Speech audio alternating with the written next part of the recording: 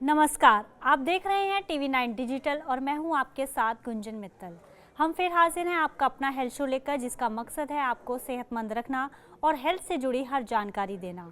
आज हम एक ऐसे विषय पर बात करेंगे जो हर किसी की ज़िंदगी से जुड़ा है, क्योंकि आज के दौर में हर कोई एंटीबायोटिक्स ले रहा है, लेकिन इसके ज़्यादा यूज़ के क्या साइड इफ़ेक्ट्स और नुकसान हैं, इसी पर बात करेंगे डॉक्टर संगीता शर्मा जी से, जो प्रोफेसर और प्रेसिडेंट हैं Delhi society for promotion of rational use of drugs की।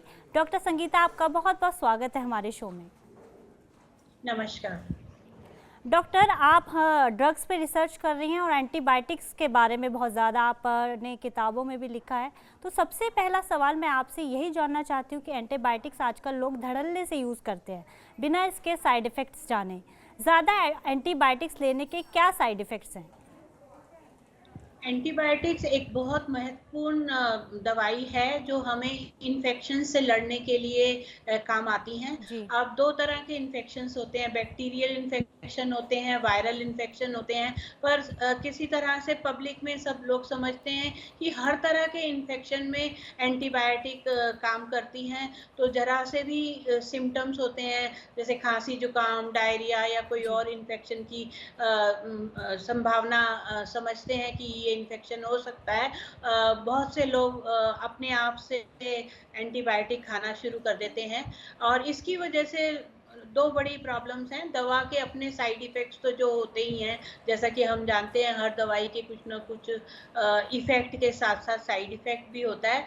पर एक एंटीबायोटिक एक ऐसी क्लास है जिसमें जो मरीज़ दवाई खा रहा है उसके ऊपर तो असर होता ही है, उसके अलावा कम्युनिटी मतलब पब्लिक पे भी उस सेवन का असर होता है। इसको हम एंटी माइक्रोबियल रेजिस्टेंस बोलते हैं। जी। शॉर्ट में हम एएमआर बोलते हैं। तो ज़्यादा एंटीबायोटिक्स का सेवन करने से ये रेजिस्टेंस पैदा होता है। जी। आपने जैसे एंटीबायोटिक रेजिस्टेंस की बात की, तो क्या होता है? आप आसान भाषा में हमें समझाइए कि एंटीबायोटिक रेजिस्टेंट यानी एएमआर, और ये दुनिया के लिए इतना बड़ा खतरा क्यों बनता जा रहा है? एंटीबायोटिक्स जैसा कि इनका नाम बताता है कि ये बैक्टीरिया कीटाणु के अगेंस्ट काम करता है। तो उनको ये मारता है या उनकी ग्रोथ रोक लेता है। कुछ समय बाद अगर ये लगातार एंटीबायोटिक्स खाते रहते हैं तो इन दवाओं की मौजूदगी के बावजूद ये कीटाणु अपनी ग्रोथ करते रहते हैं। जी। इसको आसान भाषा में हम कह सकते हैं कि रेजिस्टेंस हो गया। दवा की मौजूदगी के बावजूद बैक्टीरिया किल नहीं कर पाते हैं, तो उसको एएमआर कहते हैं। ओके। डॉक्टर, मुझे ये बताइए, कई बार जो हमारी टेस्ट रिपोर्ट्स होती हैं तो उसमें आर या एंटीबायोटिक रेजिस्टेंस लिखा होता है, उसका क्या मतलब होता है और ये हमारे लिए कितनी घबराने की और चिंता करने की बात है? जैसे कि हम कोई भी इन्फेक्शन होता है तो हम सैंपल कल्चर के लिए भेजते हैं। तो जब कल्चर की रिपोर्ट आती है तो उसमें वो कुछ दवाएँ टेस्ट में लगा के पहले से ही देख लेते हैं कि किन दवाओं को ये मरीज़ रिस्पॉन्ड करेगा और किन दवाओं को नहीं करेगा। अगर आर लिखा है तो इसका मतलब उस दवा का असर उस मरीज़ पे नहीं होगा, क्योंकि वो कीटाणु ने रेजिस्टेंस डेवलप कर लिया है। तो ओके। ये एक चिंता का विषय है, क्योंकि ज़्यादा से ज़्यादा रिपोर्ट्स आजकल जो आती हैं उनके आगे आर लिखा रहता है। तो हुँ। अगर हमारे पास अगर 10-15 या जो भी एंटीबायोटिक्स है उनमें से ज़्यादातर के आगे आर लिखा आ जाएगा तो इसका मतलब है कि हम मरीज़ को इफ़ेक्टिवली ट्रीट नहीं कर पाएँगे। ओके। डॉक्टर, मुझे आप ये भी समझाइए कि जैसे कि अभी कोविड चल रहा है, तो कोविड-19 एक वायरल डिसीज़ है, हम सब जानते हैं। तो क्या कोविड-19 के इलाज में भी एंटीबायोटिक्स इस्तेमाल होती हैं? और अगर हमें ड्रग रेजिस्टेंस है, तो कितना खतरनाक हो सकता है ये हमारे लिए? कोविड-19 जैसा कि अब आज ये महामारी के समय में तो सब जान गए हैं कि कोविड-19 एक वायरल इलनेस है, वायरस की वजह से हुआ है और एंटीबायोटिक्स बैक्टीरिया के अगेंस्ट काम करता है। तो पहली बात तो कि एंटीबायोटिक्स कोविड-19 पे कोई असर नहीं है इनका। ओके। दूसरा, एक संभावना होती है कि कोविड-19 के मरीज़ को दूसरे बैक्टीरियल कीटाणु बैक्टीरिया इफ़ेक्ट कर सकते हैं, तो उसके लिए एंटीबायोटिक यूज़ होती है, पर कोविड-19 के लिए कोई एंटीबायोटिक नहीं है। जब कोविड-19 के चलते मरीज़ की जो इम्यूनिटी है, उसकी अपनी कीटाणुओं से लड़ने की शक्ति है, वो कम हो जाती है, तो ऐसे में दूसरे इन्फेक्शंस, बैक्टीरियल इन्फेक्शंस होने की संभावना बढ़ जाती है। पर ये तभी एंटीबायोटिक्स हमें तभी ज़रूरत पड़ेगी और तभी कामगार होंगी अगर वो इन्फेक्शन हो गया है तो। पर ये सोच के कि ये एंटीबायोटिक हम अभी से शुरू कर देते हैं, शुरू में ही कोविड-19 के, तो ये कारगर नहीं होंगी। अब कुछ समय पहले जब सेकंड वेव दिल्ली में आई थी, तो आपने बहुत सारे केसेस म्यूकरमाइकोसिस, ब्लैक फंगस के बड़े सारे केसेस सुने थे। वो इसीलिए ज़्यादा हुए क्योंकि एंटीबायोटिक्स का सेवन भी उतना ही ज़्यादा बढ़ गया था। तो कोविड-19 में अगर आपको सिर्फ़ कोविड-19 है, तो कोई एंटीबायोटिक की ज़रूरत नहीं है। पर अगर 1-2 हफ्ते के बाद क्योंकि उसकी इम्यूनिटी कम हो गई है, तब अगर कोई सुपर इन्फेक्शन हुआ है, तब एंटीबायोटिक्स की ज़रूरत पड़ सकती है।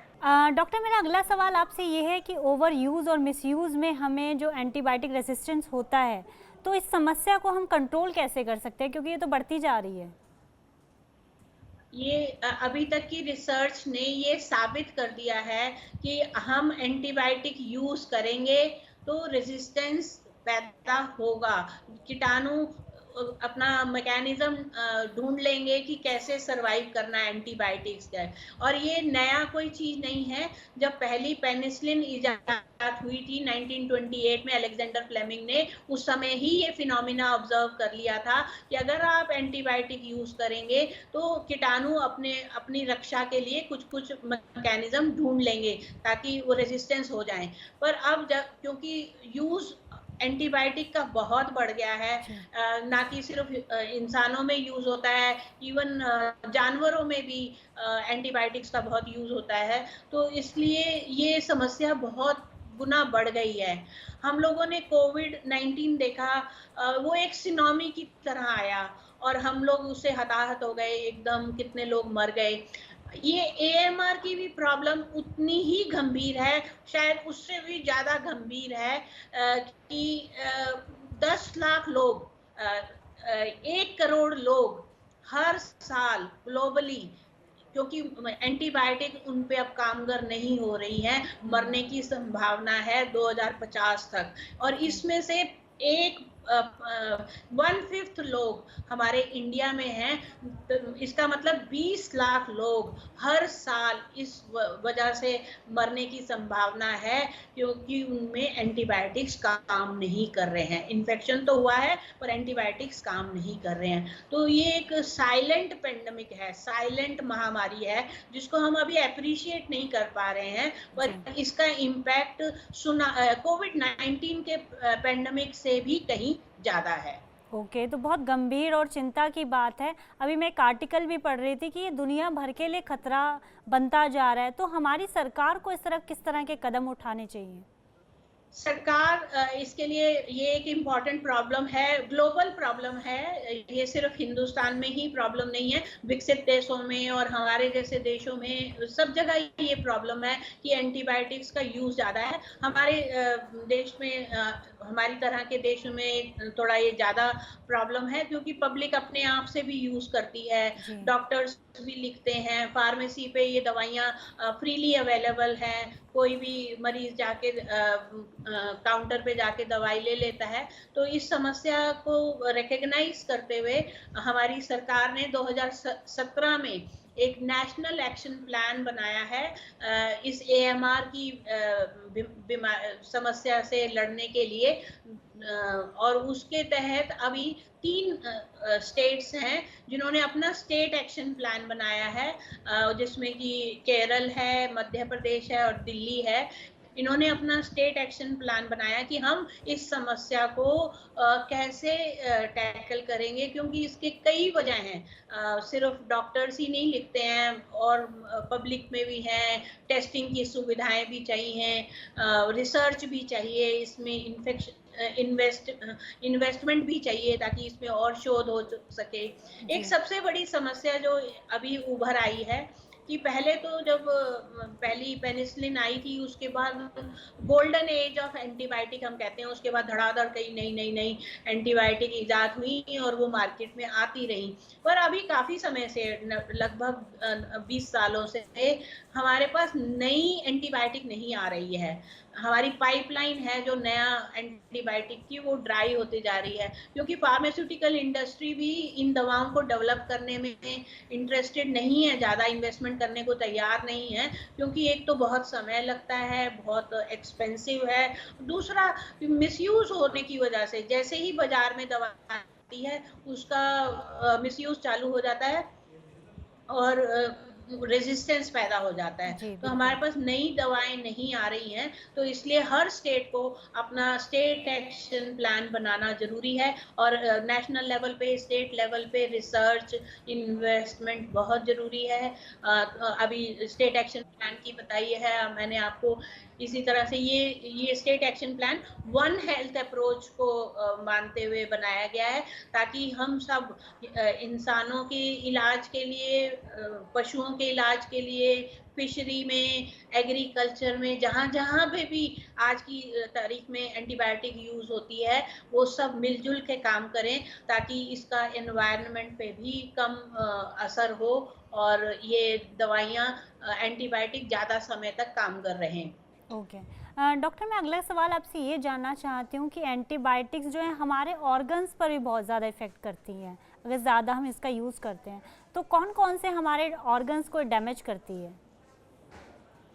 देखिए, दूसरी दवाओं की तरह एंटीबायोटिक भी वैसी ही दवाई हैं, जैसे कि मैंने अभी पहले भी कहा था कि इनका इफ़ेक्ट है तो साइड इफ़ेक्ट जी, भी है। बिल्कुल। तो ये एंटीबायोटिक सबसे ज़्यादा असर किडनी पे करती हैं, लिवर पे करती हैं, स्टमक पे करती हैं। कई मरीज़ों को एलर्जी होती है, तो एलर्जी का रिएक्शन काफ़ी सीवियर होता है, तो उनकी वजह से उनको नुकसान होता है। तो ये 3 तरह की समस्याएँ, साइड इफ़ेक्ट्स ज़्यादा देखने को मिलती हैं एंटीबायोटिक्स के साथ। जी। डॉक्टर संगीता, मैं अगला सवाल आपसे ये लेना चाहती हूँ कि आजकल जो लोग हैं वो सेल्फ मेडिकेशन करते हैं, यानी बिना डॉक्टरी सलाह के खुद ही दवाइयाँ लेते रहते हैं। अगर ज़रा सा सर्दी जुकाम हुआ तो एक एंटीबायोटिक का कोर्स शुरू किया, बीच में 1-2 दिन छोड़ दिया, फिर शुरू कर दिया। तो इसके क्या नुकसान हैं? सेल्फ मेडिकेशन खासकर एंटीबायोटिक्स के साथ तो बिल्कुल नहीं करना चाहिए, क्योंकि मरीज़ ये समझता है कि अगर कोई खांसी जुकाम भी है तो ये एंटीबायोटिक उसमें काम करेगी। अब 2 तरह से ये इन्फेक्शन हो सकते हैं, बैक्टीरिया या वायरस का। एंटीबायोटिक्स वायरस के ऊपर काम नहीं करती है, और पर हमने देखा है कि ज़्यादातर खांसी जुकाम जो कॉमन इन्फेक्शन है, डायरिया है, ये 90% वायरल ही होता है। जी, बिल्कुल। पर इसका मतलब उसमें एंटीबायोटिक की ज़रूरत नहीं है। पर मरीज़ क्योंकि इनमें अंतर नहीं जान पाता है हुँ। कि ये बैक्टीरियल है कि वायरल है, तो वो अपने आप से मेडिसिन लेता है कि लास्ट टाइम मैं डॉक्टर के पास गया था, उसने हमें ये एंटीबायोटिक लिखा था, इस बार भी इसी तरह के सिम्पटम्स हैं, तो मैं खुद से ही ले जी, लेता हूँ। बिल्कुल, बिल्कुल। या वो फार्मेसी पे चला जाता है और वो वहाँ पर अपनी समस्या बताता है, तो फार्मासिस्ट उनको एंटीबायोटिक प्रिस्क्राइब कर देते हैं। और जैसे कि आपने बड़ा सही कहा कि 2-3 दिन बाद वो अच्छा महसूस करने लगते हैं, तो वो दवाई बंद कर देते हैं। तो ऐसे में ये एएमआर की प्रॉब्लम और बढ़ जाती है, क्योंकि इनकम्प्लीट ट्रीटमेंट होता है। जी। और हमारे यहाँ पर थोड़ा-सा ये कल्चर भी है कि हम एक-दूसरे को सलाह भी काफ़ी देते रहते हैं कि अगर अच्छा तुम्हें ये तकलीफ़ है, मैंने लास्ट टाइम ये खाई थी, आप भी ये खा लीजिए। तो जी, हम जी। लोग शेयरिंग भी बहुत करते हैं। तो इस तरह की प्रॉब्लम्स की वज़ह से ये समस्या बढ़ती जा रही है। जी। डॉक्टर, मैंने एंटीबायोटिक्स की तो बात कर ली, अब मैं पेन किलर्स की बात करना चाहती हूँ कि आज हमारी ज़िंदगी का अहम हिस्सा बन गई हैं पेन किलर्स। बिना उसका नुकसान जाने हम पेन किलर्स इस्तेमाल कर रहे हैं। अभी मैं एक आर्टिकल पढ़ रही थी कि पिछले 2 महीनों में पैरासिटामोल की डिमांड दोगुनी हो गई है। तो इसके लॉन्ग टर्म नुकसान क्या हैं और पेन किलर हमारी बॉडी पर कैसे इफ़ेक्ट करती है? हाँ, सेल्फ मेडिकेशन और ओवरडोज मेडिकेशन किसी भी दवाओं का नुकसान पहुंचा सकता है। खासकर पेन किलर जैसे कि पैरासिटामोल ले लीजिए, उसकी एक दिन में मैक्सिमम कितनी डोज ले सकते हैं ये तय है।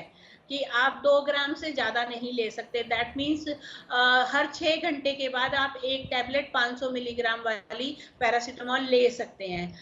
पर क्योंकि फ़ीवर नहीं उतर रहा है और मरीज़ को इस बात का ज्ञान नहीं है कि ये कितनी बार मैक्सिमम ले सकता हूँ मैं, तो वो ज़्यादा बार भी ले लेते हैं, या एक टैबलेट ज़्यादा पोटेंसी की है, स्ट्रेंथ की है, वो ले लेते हैं। अब खासकर आपने देखा होगा कि पैरासिटामॉल कई स्ट्रेंथ्स में मिलती है।